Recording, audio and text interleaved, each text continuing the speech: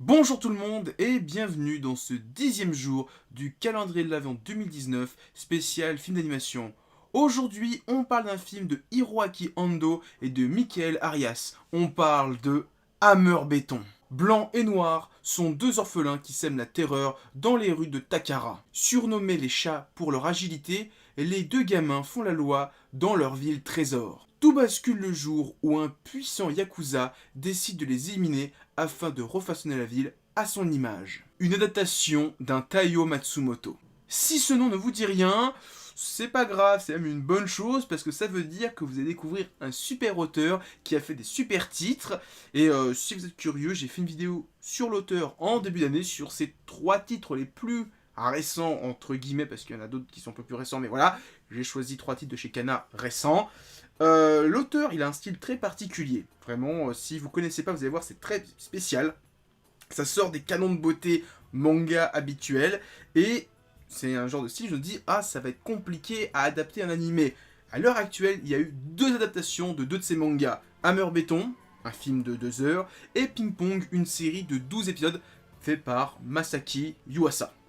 Voilà, déjà. Et alors, si je dis pas de conneries, je sais qu'il bosse sur un projet avec Masaki Yuasa. Et cette fois, ce sera une série originale. Donc, basée sur une histoire et des chara design de Taiyo Matsumoto. Donc voilà, donc j'étais très content. Alors, j'ai découvert le film, je vais dire j'étais très content. C'est faux.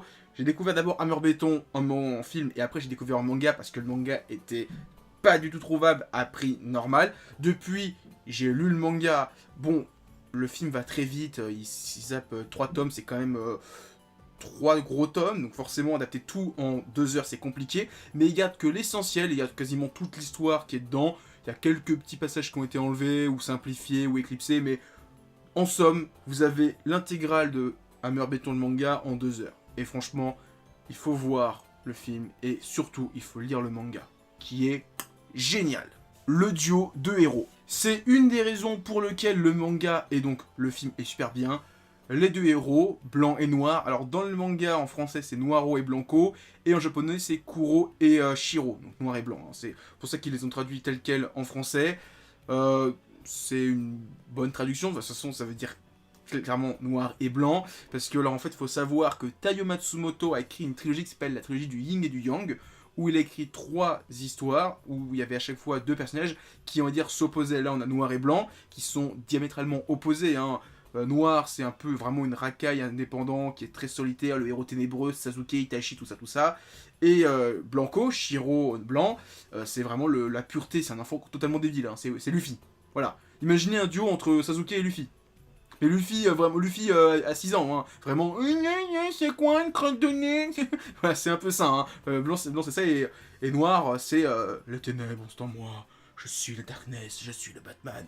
Voilà, franchement, c'est cool. Et donc, je disais, il a fait d'autres œuvres, il en a fait 2. Alors, une que j'ai pas lue, donc j'en dirai pas plus. Je sais qu'il y a un délire aussi de Yin et des Yang. Et dans Ping Pong, l'autre série qui a été adaptée, enfin l'autre manga qui a été adapté en série d'animation. C'est Lune et Étoile, si je dis pas de conneries, et donc c'est compétition de ping-pong, ils sont opposés, rivaux, c'est génial. Et franchement, découvrez Taiyo Matsumoto. C'est ce que je vais répéter 3 fois dans cette vidéo. La ville. Pour ceux qui ont vu toute la filmographie de Masaki Uasa, déjà bravo à vous. Il y a 3 films, hein, donc c'est bien que vous ayez vu. Surtout qu'il y en a un, son premier film, c'est Mind Game, où l'aspect graphique est vraiment très particulier. Eh bien, il y a un peu cet aspect-là dans Hammer Béton, mais ce que je veux surtout mettre en avant, avec cet aspect graphique, c'est la ville. La ville est incroyable, c'est un personnage à part entière. Et déjà dans le manga, c'était incroyable, il y avait des morceaux de ville, tu dis waouh, où est-ce que c'est sorti? Dans le film, c'est pareil, c'est franchement la ville est fabuleuse, elle est incroyable, t'as vraiment des ruelles partout, tu sais pas où est-ce qu'ils ont l'impression qu'ils ont tout construit en 3D pour bien pouvoir se dire dans quelle ruelle on est, dans quel endroit, quelle rue, quelle avenue, où est-ce qu'il y a le boulanger, où est-ce qu'il y a le boucher. La ville est incroyable, de toute façon on le voit sur la couverture, on voit la ville, franchement, visuellement, elle est incroyable. Le passage où ils arrivent devant l'horloge, c'est incroyable. En plus, ces personnages sont tout le temps en train de sauter droite à gauche, donc tu les vois aller de décor en décor, sauter de toit en toit, c'est incroyable. La ville est fabuleuse dans ce film. Donc voilà, c'était le 10e jour de ce calendrier de l'Avent. À demain pour un nouveau film d'un nouveau réalisateur. Et comme d'hab, likez, commentez, partagez la vidéo. En description, il y a mon Discord, mon Instagram, mon Twitter. Et continuez à lire des mangas. Allez, à plus tout le monde.